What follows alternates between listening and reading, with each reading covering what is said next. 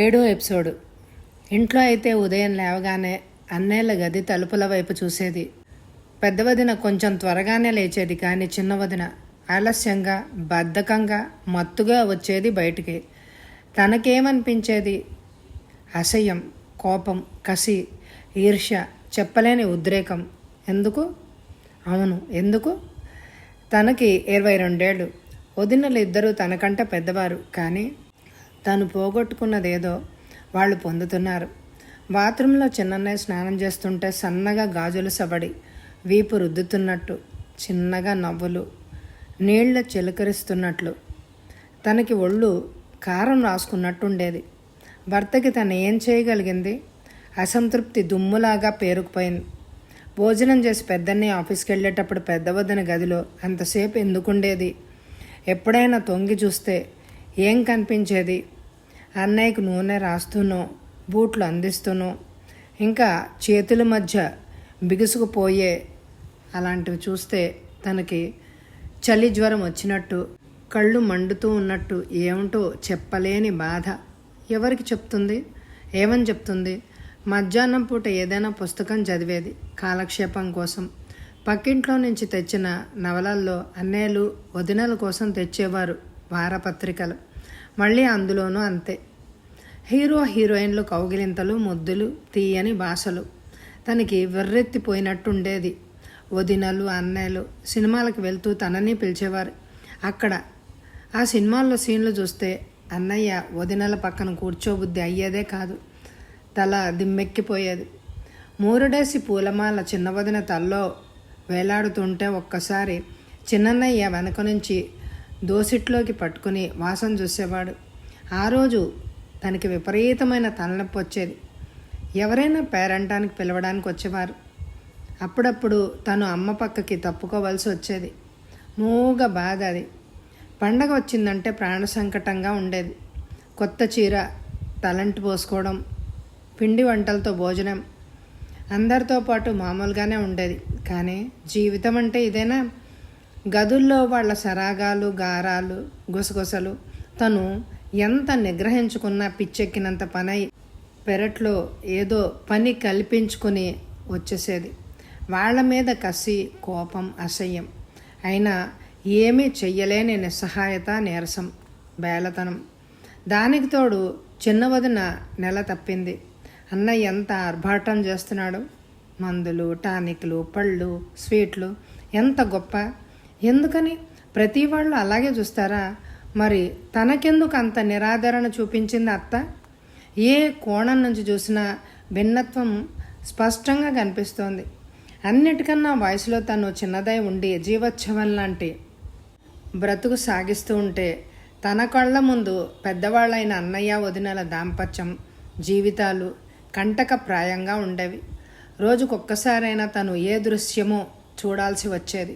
కానీ ఇక్కడ సదనంలో ఈ వారం రోజుల నుంచి మనసు ఎందుకో ప్రశాంతంగా ఉంది. తనకి బాధ కలిగించే సన్నివేశాలు కానీ, సంఘటనలు కానీ ఒక్కటి కూడా కనపడలేదు. ఉద్రేకత కానీ, ఉద్రేకం కానీ కలగవలసిన అవకాశమే లేదు. అంతా తనలాంటి వాళ్లే. కొద్ది తేడాలు. అందరివి ఒకే రకం కార్యక్రమాలు, చిన్న మార్పులు అంతే. అమ్మయ్య అని అనుకుంది కావేరి. మెట్రిక్ చదువుకి సిద్ధమైంది. సదనంలో కొందరిని వాళ్ళ ఇష్టం మీద ఊళ్ళో కొన్ని చోట్లకి తీసుకెళ్ళి చూపించేవారు అమ్మగారు. ఒక్కోసారి చూసి వచ్చిన స్థలాన్ని బట్టి కావేరి ఆలోచన స్రవంతి కొత్త మలుపు తిరిగింది. కావేరి, ఇవాళ మిమ్మల్ని రామకృష్ణ మఠానికి తీసుకెళ్తాను అని అంది అమ్మగారు ఓ రోజు. బేగంపేటలో రామకృష్ణ మఠంలో కాలు మోపుతున్న కావేరి మనసు క్రమక్రమంగా ఒక దివ్యానుభూతికి లోను కాబోవచ్చింది. గేట్ నుంచి తిన్నగా మట్టిదారి, అటు ఇటు చెట్లు, చల్లని నీడ, మధ్య మధ్య పూల వాసనలు, దూరంగా చిన్న మేడ, దానికి ఇరువైపులా కొన్ని షెడ్లు. ఆ వరండాలో కొందరు కాషాయ వస్త్రాలు ధరించి ఏవో చదువుకుంటున్నారు. మేడకి పక్కగా ఉన్న మెట్లెక్కి పైకెళ్ళారు. ఎదురుగా పెద్ద పెద్ద ఫోటోలు, శారదాదేవి, రామకృష్ణ పరమహంస, పక్కగా కాళీమాత. చప్పున 2 హస్తాలు జోడించి కళ్ళు మూసుకుంది కావేరి. అమ్మా, అందరినీ పాలించే ఆదిశక్తివి, కొందరిని ఎందుకు శిక్షిస్తున్నావమ్మా? నేను చేసిన తప్పేంటి అని ప్రశ్నించింది. కొద్దిసేపటి తర్వాత కళ్ళు తెరిచి చూసింది. శారదామాత మొహంలో గంభీరం. ఎంత గంభీరం! పరమహంస ఎంత చిద్విలాసంగా చూస్తున్నారు. అలా వాళ్ళ ఫోటోలు తదేకంగా చూసేసరికి తను వేసిన ప్రశ్న తనకే సిగ్గనిపించింది. అవును, అక్కడున్న ఆ ప్రశాంతత, ఆ పరిసరాల్లో చల్లిన పూలు, వరండాలో వినిపిస్తున్న తక్కువ ధ్వనిలోని శ్లోకాలు అన్నీ కలిసి నువ్వు అనుభవిస్తున్న శిక్ష ఏమిటి అని అడిగినట్టుగా అనిపించింది. తను ఏం జవాబు చెప్తుంది? తనకి చిన్నతనంలో వైదవ్యం ఎందుకు ప్రాప్తించినా, దానివల్ల కలిగిన మానసిక ప్రకోపాలు చెప్పడానికి చెప్పుకుందుకు ఆ వాతావరణంలో సిగ్గు అని అనిపించదు. వారంతా అటువంటి స్వల్పమైన శారీరక వాంఛల నుంచి ఎంతో ఉన్నతమైన స్థితిని పొందినవారు. వారి ముందు తన వేదన ఎంత హీనంగా, నీచంగా దోచింది కావేరికి. పదండి పోదామని అమ్మగారు కదలగానే కావేరి మళ్ళీ చేతులు జోడించింది. అమ్మా, నన్ను కాపాడే భారం నీదే తల్లి అంది. మెల్లగా మెట్లు దిగి ఆవరణంతా తిరిగి చూసి తిరుగుమొహం పెట్టారు. మర్నాడు మరో చోటికి, అంగవైకల్యం కళవాళ్ల స్కూల్కి. మూగ, చెముడు, గుడ్డి కావేరి ఆశ్చర్యంగా చూసింది. చిన్నప్పుడు తమ ఊళ్ళో తాయారు వాళ్ళ తాతయ్య కళ్ళు కనిపించేవి కావు. ఎప్పుడూ మంచంలో పడి ఉండి నానా గొడవ చేసేవాడు. కళ్ళు లేకపోతే ఇంక బ్రతికేముంది? గుడ్డి ముండావాణ్ణి, అందరికీ చులకనైపోయాను అంటూ తెగ గొణుగడం, అస్తమాను ఎవరినో ఒకరిని తన్ని బాత్రూమ్కో పెరట్లోకో తీసుకెళ్లమని పిలవడం, నానా హంగామా చేసేవాడు. అబ్బా, కళ్ళు లేకపోతే ఎంత కష్టం. అందుకే ముసలితనంలో పోతాయి అన్న మాట. ఇంకా ఎటు చచ్చిపోతారుగా అని దేవుడు అలా చేస్తాడు కాబోలు అని అనుకునేది చిన్నతనంలో. కానీ బిచ్చగాళ్లలో గుడ్డివాళ్ళు చిన్న వయసులోనే ఉన్నవాళ్ళని చూసి అయ్యో, పాపం చేస్తే కళ్ళు పోతాయి కాబోలు, అందుకే ఏదైనా పాపం పని చేస్తే తప్పు, కళ్ళు పోతాయి అంటారు అనుకునేది కావేరి. అలాగే చిన్న వయసులో ఎవరైనా చచ్చిపోయినా, మరీ వయసులో పోయినా ఏం పాపం చేశారో అని అనుకునేది. ఆ లెక్కల్లో తను అమ్మ దురదృష్టవంతులు కనుకనే నాన్న తన భర్త ముసలాళ్ళు అవ్వకుండా పోయిన పాపాత్మలు. ఈ ధోరణి కావేరిలో ఎప్పటి నుంచో పాతుకుపోయింది. కానీ ఇప్పుడు కళ్ళ ఎదుట గుడ్డివాళ్ల మీద వాళ్ళు విద్యాభ్యాసించడం, చకచకా పనులు చేసుకోవడం చూస్తుంటే తన ఊహలు తప్పేమేమో అని అనిపించింది. అక్కడ మూగవాళ్ళు, చెవిటివాడు కూడా నిమిషంలో అన్నీ అర్థం చేసుకుంటున్నారు. వాళ్ళ పనులు వాళ్ళు చకచకా చేసేసుకుంటున్నారు. వాళ్ళ మొహంలో ధైర్యం కానీ దిగులు కానీ కనిపించలేదు. ఎంతో ఉత్సాహంగా, ఉల్లాసంగా కనిపించారు. కావేరి మనసులో ఒక కొత్త భావం మెరిసింది. ఇంత చిన్న వయసులో ఉండి, అంగవైకల్యం ఉండి కూడా జీవితాన్ని ఆనందంగా ప్రేమించగలుగుతున్నారు కదా. తనెందుకు మాటిమాటికి తన బ్రతుకుని తిట్టుకుంటోంది? వాళ్ల ముందు తనది ఏ పాటి లోపం? ఈ సరికొత్త భావం నింపుకున్న కావేరి గేట్ దాటి బయటకొచ్చాక అక్కడ రోడ్డు మీద ఒక చిత్రం చూసింది. ఒక 25 ఏళ్ల యువకుడు, 2 చేతులు భుజాల వరకు లేవు. అయినా కాలి వేళ్ల సందుల్లో చాక్పీసు శుద్ధముక్కని పట్టుకొని చక్కని బొమ్మలు గీస్తున్నాడు. వాటిలో జీవకళ ఉట్టిపడుతోంది. జనం నుంచొని చూస్తున్నారు. కావేరి కళ్ళు చిత్రంగా మెరిశాయి. ఎంత అద్భుతం! చేతుల్లోని మొండివాడు తనకి వచ్చిన కళని కాళ్లతోనైనా వేసి ప్రజల్ని ఆకర్షించగలుగుతున్నాడు. ఎప్పుడూ తనకి జరిగిన అన్యాయం తలుచుకొని కుమిలిపోతూ ఉండడమే కానీ తన వల్ల ఇతరులు సంతోషించగలరు. అలాంటి పని ఎప్పుడైనా ఏదైనా చేసిందా తను? అలా చెయ్యాలని తనకి అసలు తట్టనే లేదు. దారి పొడుగున పరధ్యానంగానే ఉంది కావేరి. అమ్మ కావేరి, ఎందుకలా ఉన్నావు? మీ వాళ్ళని చూడాలనిపిస్తోందా అని అడిగింది అమ్మగారు. లేదమ్మా, ఇంతకాలం ఈ బయట ప్రపంచాన్ని చూడలేదమ్మా అని విచారంగా ఉంది అని అంది చిన్నగా నవ్వి. నిజమమ్మా, సరిగ్గా మేము ఇలాగే అనుకుంటున్నాం అంది మరొక అమ్మాయి. అమ్మగారు నవ్వింది. అందుకే మిమ్మల్ని బయటికి తీసుకొచ్చి చూపిస్తున్నాను. సదనానికి తిరిగి వచ్చాక ఆవిడ చెప్పింది. చూడండి, మీకు సంఘటన చెప్తానే, అలా కూర్చోండి అని మొదలుపెట్టింది. నేను ఒకసారి తిరుపతి వెళ్ళాను. సరదాగా కాదు, ముక్కుంది. మా వారికి చాలా సుస్థి చేసింది. డాక్టర్ ఏం చేయలేకపోయారు. భగవంతుడి దయ తప్ప మరొక దారి తోచలేదు. వెంటనే మనస్ఫూర్తిగా మొక్కుకున్నాను, తిరుపతి వచ్చి దర్శనం చేసుకుంటానని. నా మొక్కు వల్ల, ఆయన అదృష్టం వల్ల జబ్బు నయమైంది. వెంటనే తిరుపతి వెళ్ళాం. అప్పుడేదో స్వామీజీ స్పెషల్ పూజలు జరిపిస్తున్నారు. అందుకని దర్శనం దొరకడం చాలా కష్టంగా ఉంది. అదీగాక నేను మొక్కుకొని వెళ్ళాను కనుక నిజాయితీగా క్యూలో నుంచునే చూడాలని తోచి క్యూలో నుంచున్నాం. గుడి వెనకగా ఎక్కడో ఊరి మధ్యలో పెద్దగా కట్టిన రేకుల షెడ్డు, అందులో కొన్ని అరలు ఉన్నాయి. అందులో ఏర్పాటు చేసిన బెంచీల మీద కూర్చున్నాం. మధ్యాహ్నం 2 గంటలకు కూర్చుంటే సాయంత్రం 5 గంటలకి క్యూ ముందుకు కదిలింది. అయితే ఎంతముందమ్మా, 10 గజాలు. వేలు లక్షల సంఖ్యలో ప్రజలు అలా పడిగాపులు పడుతూనే ఉన్నారు. కడుపు ఉబ్బిపోతోంది, నోరు పెడచగట్టుకుపోతోంది. మధ్య మధ్యలో నీళ్లు నింపుకుంటూ బాత్రూంలో పోతూ మరీ ఒక 4 గంటలు ముందుకు నడిచేసరికి సాయంత్రం 6 దాటింది. ఇంత చేసి షెడ్డు నుంచి 20 గజాలు మాత్రమే దాటాం. ఇంకా ముందుకి పాము మెలకలా తిరిగిన క్యూ మేం దాటి వచ్చిన స్థలానికి 10 పైనుంది. అప్పటికి గుడి ముందుకు మాత్రమే మేము వెళ్తాం. ఇంకా లోపల గర్భగుడి చుట్టూ తిరగాలి. కాళ్ళు పీక్కుపోతున్నాయి, కూర్చునేందుకు లేదు. అంత బురదగా, ఉమ్ములు వగైరాలతో అసహ్యంగా ఉంది. పిల్లలు ఏడుస్తున్నారు. భక్తిభావం నశించిపోతోంది. క్యూలో నుంచి బయటకు వచ్చేయమని చాలామంది పిల్లలు గోల పెడుతున్నారు. పెద్దాళ్ళు చెంపలు వాయించుకుంటున్నారు. కానీ వాళ్ళకు కూడా విసుగ్గానే ఉంది. సరిగ్గా అప్పుడు మేము మరి కొంచెం ముందుకు కదలాం. అదొక ఇరుకు మేడలోంచి చెక్క మెట్లతో కట్టిన దారి. చీకటిగా ఉక్కగా ఉంది. దోమలు, బీడీ పొగలతో, చుట్టకంపులతో. చాలా శ్రీకాకుళం, రాయలసీమ, ఇలా నెల్లూరు, రకరకాల యాసల పదాలతో, భాషలతో, మొక్కుబడి బోడిగుండ్లు, కొన్నిటి మీద చందనం, ఇలాంటి అవస్థలతో పడుతూ లేస్తూ ఆ క్యూలోనే ఉన్నారు.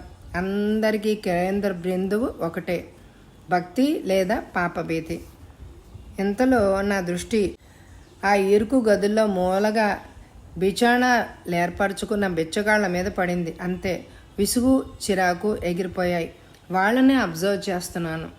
కాళ్ళు లేని మొండి ముక్కల వాళ్ళు, చేతులు లేని అవటివాళ్ళు, కళ్ళు లేని కబోదులు, తొర్రివాళ్ళు, ముక్కు ఆకారం లేక రంధ్రం మాత్రమే ఉన్నవాళ్ళు, ఇలా రకరకాల వాళ్ళు. నాకు ఒళ్ళు జలజరించింది. వాళ్ళు కూడా మనుషులేనని, మనలాగే ఆకలి దెప్పలు, కోరికలు ఉంటాయని తలుచుకునేసరికి గుండె నీరైపోయింది. వీళ్ళ బ్రతుకులు ఇలాంటి మురికి కూపాల్లో మగ్గిపోవలసిందేనా? ఏమిటో మనసులో వెర్రి బాధ సుళ్ళు తిరిగింది. ఎంతసేపు ఆవేదనలో కొట్టుకున్నానో కానీ క్యూ గబగబా ముందుకు సాగుతోంది అని నిగ్రహించి ఆశ్చర్యపోయాను. ఎవరో ధర్మాత్ముడు పులిహోర పొట్లాల గంపలో పెట్టించుకుని వచ్చి బయట ఉన్న కొందరు బిచ్చగాళ్ళకి పంచి పెడుతున్నాడు. నాకు కళ్ళల్లో నీళ్లు తిరిగాయి. అన్నారు ధర్మాత్ములు కూడా ఉన్నవారన్న సంతోష పొంగు అది. నేను కూడా అలాంటి మంచి పని చేస్తే అనే ఉన్నత భావం ఆ క్షణంలోనే కదిలింది నాకు. అవును, నిజం అని అనుకున్నాను దృఢంగా. ఆ తర్వాత దేవదర్శనం అయ్యేసరికి రాత్రి 8 గంటలైంది. గర్భగుడిలో క్యూ మధ్యలో అప్పటి వరకు మూలగా నుంచున్న కొందరు అక్రమంగా దూరుతున్నారు.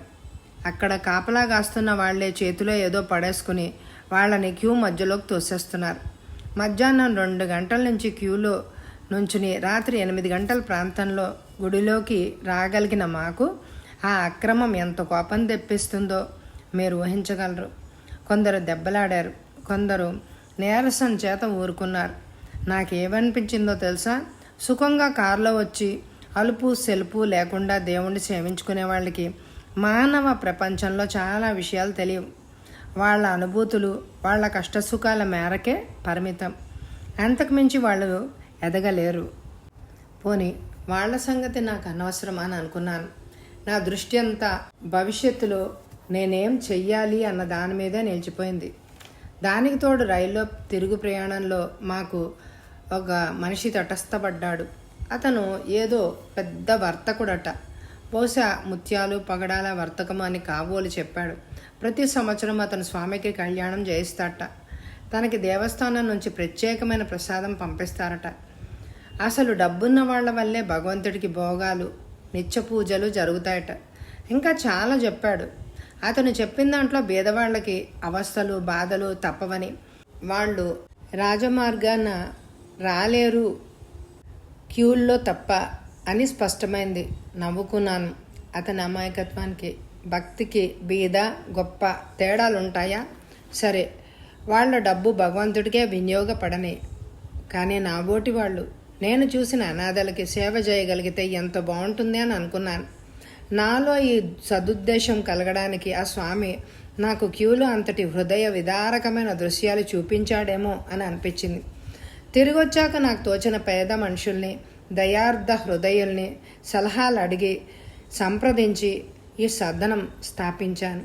ఆనాటి నా ఆవేదన ఈనాటి మీ జీవన జ్యోతికి అంకురార్పణ కాగలిగింది.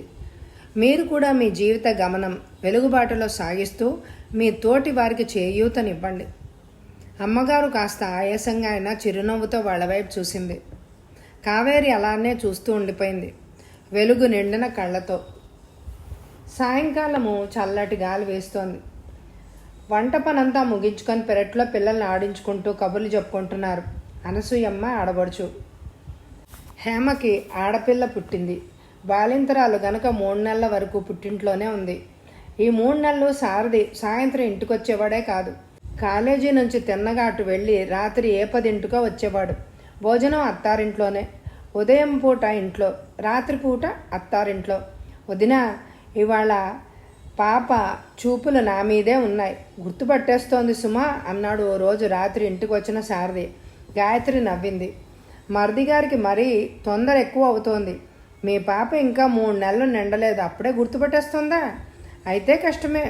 రేపు తమరు ఉద్యోగం ఎలా చేస్తారు? రోజు కాలేజీకి తీసుకెళ్తారా అనంది. అదేంటొదినా, నమ్మకం లేదా? 3 నెలలు అయితే ఏమిటి? దానికి ఎంత తెలివని. నా కంఠం వింటే చాలు కళ్ళు ఎలా తిప్పేస్తోందో తెలుసా? మీకు తెలియదు, కావాలంటే అమ్మను అడుగు అని తల్లిని పిలిచి 3వ నెలలో పాపలు గుర్తుపట్టరా అని అడిగాడు. ఏమోరా మరి, మా కాలంలో పసిపిల్లలు 3వ నెలలో కానీ గుప్పెళ్ళు విప్పేవారే కాదు. ఈ కాలం పిల్లలకి అన్నీ తొందరే అంది అమాయకంగా. కరెక్ట్, ఈ కాలం అలాంటిది. మా పాప తెలివితేటలు అలాంటివి అని చెప్తున్న శారదని వింతగా చూసింది వాళ్ళ పెద్దత్త. తర్వాత అనసూయమ్మతో అంది, ఈ శారదిగాడు ఎంతో మారిపోయాడో. చిన్నప్పుడు కావేరిని ఒక్కసారి ఎత్తుకోరా అంటే చి, ఆడపిల్లని ఎత్తుకోవడం అంటే అసహ్యం నాకు అనేవాడు కదూ. అవును వదినా, ఎవరికైనా పుడతాయి అభిమానాలు, ప్రేమలు. తమ రక్తస్పర్శ అంటే అలా ఉంటుంది. కావేరి దురదృష్టమే అలా ఉంది. భార్య పైన పుట్టిన పిల్లాడి మీద కానీ ఏనాడు అభిమానం చూపలేదు ఆ శేషగిరి. ఏమిటో కానీ బ్రతుకు అలా అయిపోయింది అని కంటతడి పెట్టుకుంది అనసూయమ్మ. ఆ మాటలు విని గాయత్రి బాధగా నెట్టూడ్చింది. దురదృష్టం కాదు, స్వయం కృతం అని అనుకుంది. కావేరి ఇంట్లో లేకపోయినా ఏదో సందర్భంలో ఆమెను, ఆమె పిల్లల్ని, ఆ వదిన మరదళ్ళు ఇద్దరూ వాళ్ళ అభాగ్యత్వాన్ని మననం చేసుకుంటూనే ఉన్నారు. పెరట్లో కూర్చున్న వదిన మరదళ్ళు ఇంటి ముందు టాక్సీ చప్పుడు విని వెనక్కి తిరిగి చూశారు. ఆ రోజు హేమని పాపని ఇంటికి తీసుకొచ్చాడు సారథి. గాయత్రి గబగబా వెళ్ళి ఎర్రనీళ్లు దిగదొడిచి కాళ్ల మీద నీళ్లు జల్లి తల్లిని పిల్లని లోపలికి తీసుకొచ్చింది. పాప వచ్చింది అమ్మమ్మ, పాప అంటూ మధుబాబు పాప పాప అంటూ అన్న వెనకాలే రవిబాబు పరిగెత్తారు. అనసూయమ్మ వెనకాలే ఆడబడుచులు లేచి సావిట్లోకి వచ్చారు. అత్తగారికి పాపను అందించింది హేమ. తెల్లగా పెద్ద పెద్ద కళ్ళతో, నల్లని జుట్టుతో, సిల్క్ గౌను, మెళ్ళో బంగారు గొలుసు, చేతికి చిన్న చిన్న మురుగులు, ముద్దొస్తోంది పాప. అత్తగారి చేతుల్లో ఉండగానే గాయత్రి పాపని చూసి విచిత్రమైన అనుభూతికి లోనైంది. అనుకోకుండా మాతృత్వం పొంగులు వారింది. అంతర్గతంగా ఒబ్బికి వచ్చినట్టుగా అయింది. తనకి ఒక పాప ఉంటే, తనకి ఒక బాబు ఉంటే, తమ తర్వాత పెళ్ళైన మరిదికి తోటికోడలికి చక్కని పాప తమకే. గదిలో నుండి ఆదిత్య వచ్చాడు. తల్లి చేతుల్లోంచి అత్త చేతుల్లోకి మారుతున్న పాపని, తమ్ముడు హడావుణ్ణి, మరదలు సంతోషాన్ని చూశాడు. మంచం వేసి ఒత్తుగా పక్క వేసి పాపని పడుకోబెట్టింది తల్లి. రేపు ఉయ్యాలో కొనుక్కొని రారా ఆదిత్య అంది అత్త. ఆమె దృష్టిలో ఇంటికి పెద్దవాడు కదా అని, అన్ని విషయాలు వాడు చూస్తాడు కదా అని అతనికే పురమాయించింది ఆ పని. కానీ ఆదిత్య మనసు ఒక్క క్షణం తొణికిసలాడింది. నా పిల్లలు కాకుండా తమ్ముడు పిల్లలు కొనాలా? ఈపాటికి తనకే పుట్టుంటే. గాయత్రి మొండిది అని అనుకుని ఓరగా ఆమె వైపు చూశాడు. గాయత్రి భర్త చూపుల్ని తట్టుకోలేనట్టు రెప్పలు వాల్చుకుంది. పక్క మీద పడుకున్న పావని నేను ఎత్తుకుంటానంటూ మధు అందుకోబోయాడు.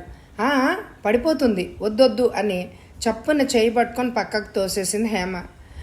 ఈరోజు వీళ్ళని పట్టుకోవడం కష్టమే, మనం దగ్గర లేకపోతే ఏం చేస్తారో అన్నాడు సారథి. రాజకుమార్ని ఎత్తుకుపోయే రాక్షసుల్లాగా అనిపించారు మేనల్లుళ్ళు ఇద్దరు. పెళ్ళాం కదరా మరి అని నవ్వింది మేనత్త. వెంటనే హేమ ముఖం చిట్లించి, వరుసలు ఇప్పటి నుంచి కలపకండి పెద్దమ్మగారు, మేనరికాలు నాకు ఇష్టం ఉండదు అంది రుసరుసగా. చిన్నబుచ్చుకుంది ఆవిడ. నిజమేనమ్మా, ఏమిటో అలవాటైన నాలిక అని సర్దుకుంది. గాయత్రి గమనించింది. మధుబాబు దూరంగా జరిగి పాప వైపు ఆశగా ఎత్తుకోవాలనే కోరికతో చూస్తున్నాడు. వాడి కళ్ళలోని ఉత్సుకత ఎంత కదిలించేదిగా ఉందో రవిబాబు అమ్మమ్మ కొంగు పట్టుకుని ఇంతింత కళ్ళేసుకుని ఆ చిన్న పాప వైపు వింతగా చూస్తున్నాడు. కావేరి తిరిగి వచ్చే వరకు వీళ్ళిద్దరూ తల్లిని మర్చిపోయి బ్రతకాలి. ఇక మీదట ఇంట్లో అనేకమైన మార్పులు, సంఘటనల్ని తట్టుకోవాలి. అంత వయసు వాళ్ళకి లేదు. వాళ్ళకి కలిగే ఫీలింగ్స్ మిగిలిన వాళ్ళు పట్టించుకోరు. అత్తగారు పెద్దమ్మగారు ఏదో నిందించుకుంటూ తమని తాము కించపరుచుకుంటూ ఇంకా అవసరం అనుకుంటే మీ కర్మరా అని వాళ్ళ వీపులు చర్చడం తప్ప మరో పని చేయలేరు. కానీ ఆ పద్ధతి సరైందా? కావేరిని గురించి తను పడ్డ తపన ఆమె పిల్లల విషయంలో చూపవద్దా? అవును, అందుకే కావేరి వచ్చే వరకు తను వీళ్ళని సరి అయిన పద్ధతిలో చూడాలి. అలా చూడాలి అంటే తను ఇంకా హేమలా కాకూడదు. గాయత్రి మనోభావాలు గిర్రున తిరిగిపోయాయి. మధుబాబు, ఇదిగో ఇలారా. మరే పాప చాలా చిన్నది కదా, నువ్వు ఎత్తుకోలేవు. ఎంచక్క కాస్త పెద్దగా అయ్యాక నీలాగా తమ్ముళ్లాగా అడుగులు వేస్తూ నడుస్తున్నప్పుడు ఆడుకోవచ్చు కదూ అంటూ దగ్గరకు తీసుకుంది. రవిబాబు కూడా అమ్మమ్మ కొంగు వదిలి అత్త దగ్గరికి వచ్చాడు. వాళ్ళిద్దరినీ చెరువు వైపు నించోబెట్టుకుని, పాప కళ్ళు బాగున్నాయి కదూ, జుట్టు బాగుంది కదూ అంటూ కబుర్లు చెప్తూ వాళ్లను కొట్టించి సంతోషపెడుతోంది. అనసూయమ్మ ఆడపడుచు లోపలికి వెళ్ళారు. ఆదిత్య సారథి బయటికి వెళ్ళారు. పాపకి బాగా గాలి కావాలి అక్క, మా వాళ్ళ ఇంట్లో ఫ్యాన్ తీసేసరికి ఏడ్చేసేది, ఇప్పుడు దీనికోసమైనా ఓ ఫ్యాన్ తీసుకోవాలి అని. చిన్న పిల్లకి ఫ్యాన్ అంత మంచిది కాదనుకుంటాను హేమ. ఏం పర్వాలేదు, ఆసుపత్రిలో వేసేవారు, నాకు తెలుసు. ఓహో అంది గాయత్రి. కాసేపటికి పాప ఏడుపు మొదలెట్టింది చిన్నగా. పాలవేళ అయిందా అన్న గాయత్రి మాటలకి హేమ నవ్వి, ఏడ్చినప్పుడల్లా పాలు పట్టకూడదక్క, నేను చెప్పలేదు గాలి కోసమే ఈ ఏడుపు. ఆ సిల్క్ గోను విప్పేస్తాను అంది. గోను విప్పాక పచ్చని పాప పొట్ట బొడ్డు చూసి రవి, అత్త అత్త పాప బొద్దు బొద్దు అన్నాడు చిత్రంగా. ఒక్కసారి ఆ పాప పొట్ట మీద చెయ్యి వెయ్యాలి అనే వాడి తాపత్రయాన్ని గమనించి తను వాడి చెయ్యి పట్టుకొని జాగ్రత్తగా పాప పొట్ట మీద ఆనించింది. చాలు నొక్కేస్తున్నావు అని కంగారు పడింది హేమ. గాయత్రి వాళ్ళిద్దరినీ మరిపిస్తూ, మీకు చాక్లెట్లు పెడతాను రండి అని తన గదిలోకి తీసుకెళ్ళింది. మర్నాడు పాపకి స్నానం చేయించేటప్పుడు, పాలు పట్టేటప్పుడు, ముస్తాబ్ చేసేటప్పుడు మధు రవి చుట్టూ తిరుగుతూ హడావిడి పడడం, హేమ ముఖం చిట్లించుకోవడం గాయత్రి దృష్టిని దాటిపోలేదు. ఆ సాయంత్రం ఆదిత్య ఒక ఉయ్యాల కొందెచ్చాడు. అది స్టాండ్ ఉయ్యాల కాదు, తాళ్లతో కట్టాలి. మధ్య సావిట్లో మాత్రమే పైన తాళ్ళు కట్టడానికి వీలుగా కొక్కాలున్నాయి. కానీ హేమకు ఆ ఉయ్యాల మధ్య సావిట్లో కట్టడం అంతగా ఇష్టం లేదు. ఏ సమయంలో పిల్లలిద్దరూ పాపని కింద పడేస్తారో అనే భయం. స్టాండ్ది అయితే తమ గదిలోనే పెట్టుకోవచ్చును, ఆ మాటే సారథితో చెప్పింది. నాకు ఆ భావం డైరెక్ట్గా అన్నగారితో చెప్పలేక, ఈ ఉయ్యాల కంటే స్టాండ్దే బాగుంటుంది అన్నయ్య అన్నాడు. ఆదిత్యకి చివుక్కుమంది. నాకు తెలియదురా, ఏదో తెచ్చేశాను అన్నాడు. తర్వాత నలుగురు ఏమనుకుంటారో అన్న బెరుకు వల్ల ఎలాగో మధ్య సావిట్లోనే కట్టారు. పాపను పడుకోబెట్టి ఊపుతూ ఉంటే మధు రవి మేము ఊపుతామంటూ ముందుకొచ్చారు. వెంటనే అనసూయమ్మ వాళ్ళిద్దరిని కసిరి వెదబగోలా అని విసుక్కుంది. ఏమిటో పిల్ల వెదవులో కదే అనసూయ, ఓసారి ఊపని ఏమవుతుందో ఇంతలో అంది ఆడబడుచు. వద్దులేండి వదిన, ఒక్కసారి ఊరుకుంటే ఎప్పుడు అదే పనిచేస్తారు. వాళ్ళిద్దరిని తీసుకుని అనసూయమ్మ వీధిలో ఏదో చూపిస్తానని లాక్కెళ్ళింది. హేమ మాత్రం మౌనంగా ఊరుకుంది. మర్నాడు మధ్యాహ్నం పెద్దవాళ్ళంతా పనుల్లో ఉన్నప్పుడు మధు రవి మధ్య సావిట్లో ఉయ్యాల దగ్గర ఉన్నారు. ఎవ్వరూ చుట్టుపక్కల లేరని మెల్లగా ఉయ్యాల కొద్దిగా ఊపాడు మధు. అది అటు ఇటు వెళ్ళి వచ్చేసరికి రవి అందుకొని మరి కాస్త గట్టిగా తాను ఊపాడు. మళ్ళీ మధు, ఆ తర్వాత రవి. వాళ్ళకి దాన్ని ఊపడంలో ఉన్న సరదా కొద్దీ ఎంత జోరుగా ఊపాలో తెలియడమే లేదు. పోటా పోటీల మీద ఇద్దరూ ఊపేస్తున్నారు. ఉయ్యాల్లో పాప అటు ఇటు దొర్లిపోతోంది. ఊపడంలో ఎటు పల్లమైతే అటువైపుకి ఒదిగిపోతోంది. ఇంతలో గాయత్రి వచ్చింది. ఒక్కసారి ఆమెకి దడదడ అనిపించింది గుండె. పాపకు ఉయ్యాల చట్రం తలకిందులైతే ఈ సమయంలో హేమ వస్తే మరి వచ్చే ఎపిసోడ్లో ఏమవుతుందో విందామా? ఈ ఎపిసోడ్కి తప్పకుండా ఎక్కువ లైక్లు ఇవ్వండి. Thank you very much my dear friends.